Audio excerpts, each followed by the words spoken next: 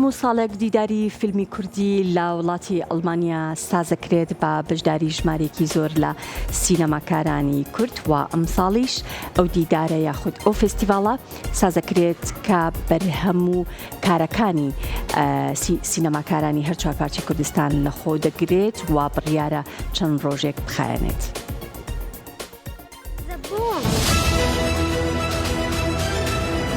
دیداری ڕێز هەنگاوێک بۆ بەجیهانیکردنی سینەمای کوردی.